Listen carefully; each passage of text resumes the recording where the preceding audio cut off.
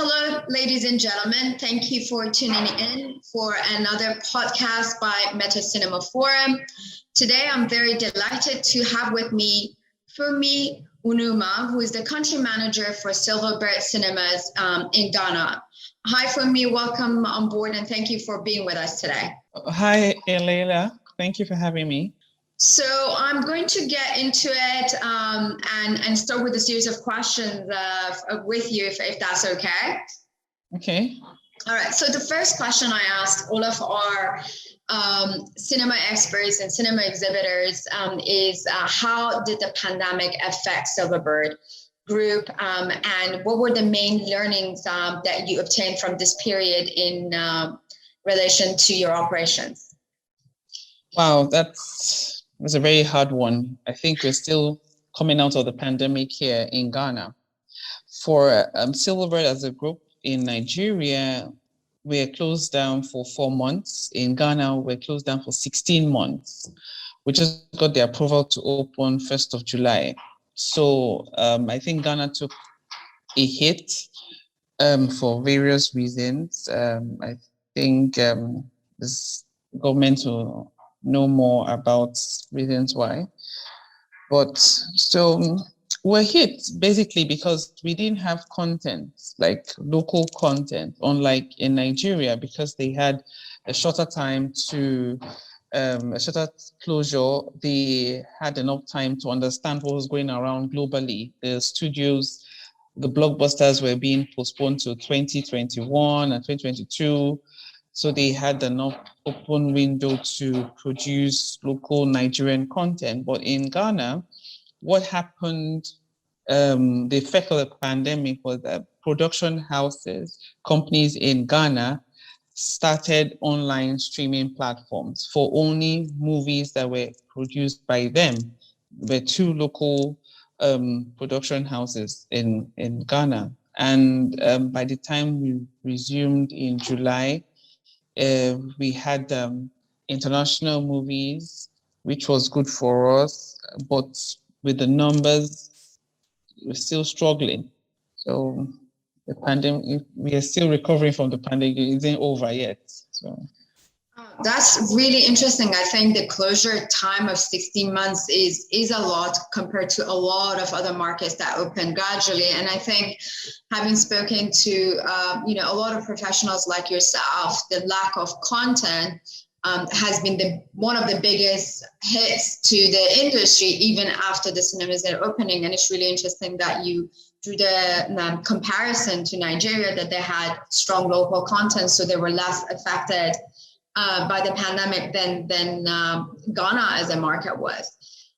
So with that, I mean, lack of local content obviously and clearly is one of the biggest factors that have hampered your recovery. The resumption of normal operations. So as a cinema exhibitor in Ghana, what are your strategies for recovery? Now cinemas are open, they've opened since 1st of July, but what are the recovery strategies that you envisage or you have started on so far? Yeah, operation-wise, Ghana is actually a cash-based society. So what we've done as we resumed in July was to ensure that we create online payment platforms, introducing more tech-related gateways and pathways, partnering with the banks. And that has been a challenge because we have to get a lot of customers and clients used to those platforms, and training of staff to understand the COVID regulations given to us by the government, and understanding the other opportunities where you can get a cheaper ticket online than paying with physical cash. Then on the content in Ghana, we haven't any new content now, because that's a challenge for them, because funding is also a huge part of the pop challenges that Ghanaian producers have. So what we are doing is to get in touch with most of the producers that have challenges to see how we can get investors to partner with them because they have good stories and most of them have broken box office records and we sold out 10 halls and opening night. And at least being here for the past 7 years has given me great insight to know those who are the real players in the industry in Ghana and differentiating them from the learners and the upcoming ones. Government has done its bits, but there's an opportunity for the private investors for content production wise. That's really interesting, obviously. So you've basically touched on two sides. One is, well, three things I would say, summarize it. One is technology and introduction of new technology platforms. One is training and development of staff. And then the other one, which is really interesting, is going after producers or content producers that will sell out, in the box office and seeing how you can fund them. So I'm going to ask a little bit of question here out of script on that. You are coming to Meta Cinema Forums representing Silverbird, and the international cinema community will be at the event at large, especially a lot of the players that play major roles in the Middle East region and are heavily eyeballing the African market. So if you could ask for anything, had the opportunity to request collaborations, what kind of things would you ask the big players to provide to you, Silverbird, and the Ghanaian cinema industry as a whole? What is on your shopping list? I think partnership for production to support that. Because for funding to support their production, and two, for collaboration in content.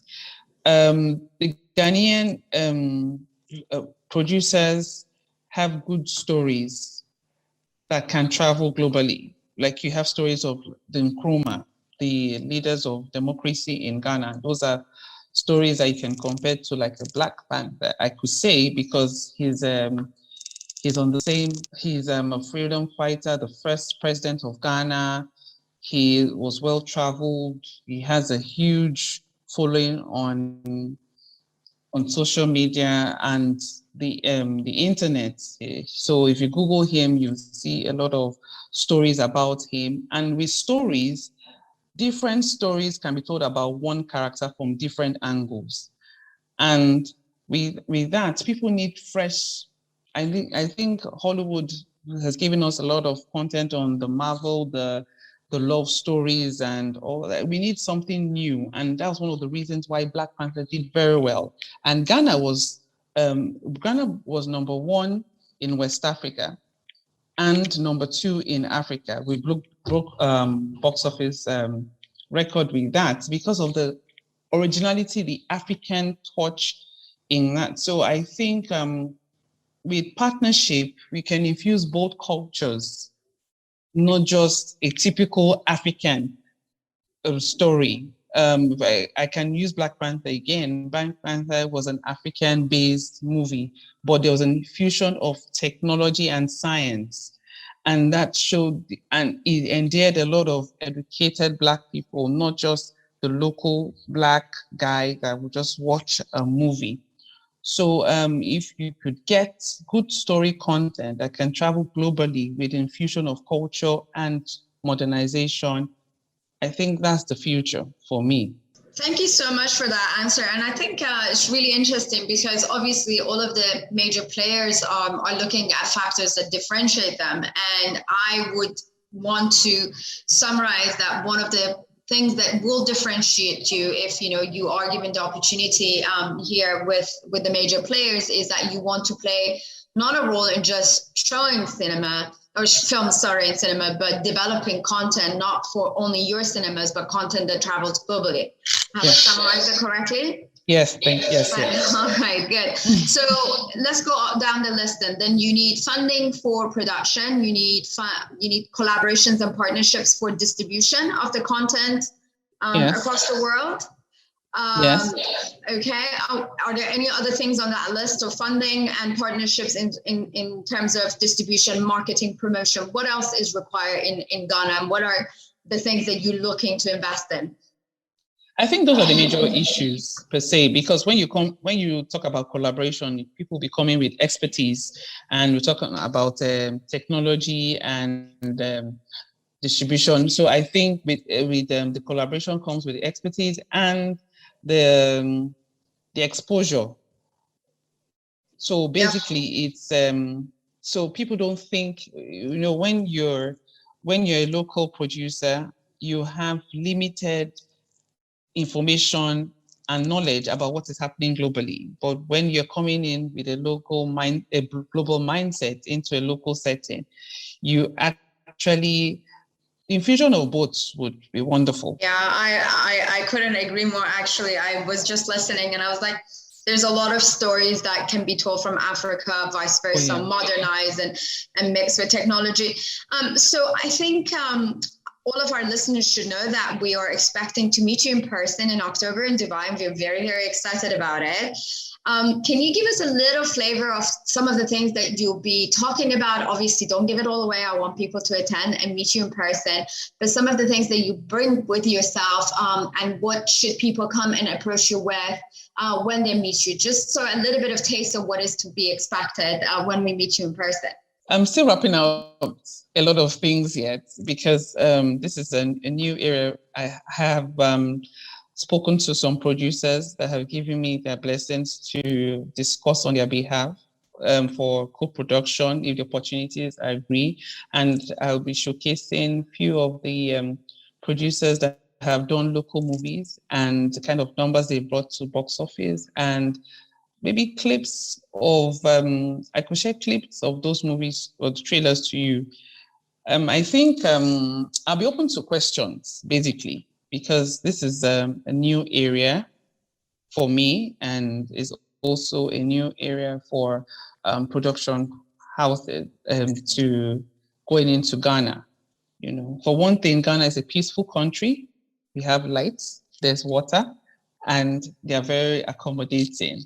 A Nigerian living in Ghana for 7 years has been wonderful. Well, for what is worth, I second that. I actually love Ghana. I've been to Ghana, I think 7 or 8 times. Oh, wow. Spent 3 days to a week there. And yes, it's a safe country. People are extremely nice. The weather is always lovely. Everyone speaks English, which makes it easy for collaborations as well, right? Very educated, hardworking culture. So we have it here. Basically, Funmi will be joining us to bring together collaboration opportunities when it comes to content production. And I think this is not only positive for the African industry, in the film industry or Ghana, but for the markets here as well, because the players in this part of the world have also been very eager to create additional and new content. I think what the pandemic taught everybody was that reliance on a singular source for movies is not good for business. So I think what you brings to the table here will be very much well received by a lot of major players, and we're very excited to facilitate that. Oh, thank you. Fantastic. So I've taken a lot of your time. I know you're a very busy woman with a lot on your table, a massive recovery ahead of time. Yes. But before we say goodbye, I wanted to see if there is anything that you wanted to share with our audience as concluding remarks. And then we can say goodbye until we meet again. Well, I'm looking forward to meeting a lot of wonderful people and open to opportunities. So I think we should all look forward to Meta 2021, basically. Thank you. Thank you so much for your time. I wish you a wonderful day. Ladies and gentlemen, that was Ms. Funmi from Silverbird in Ghana. Thanks very much.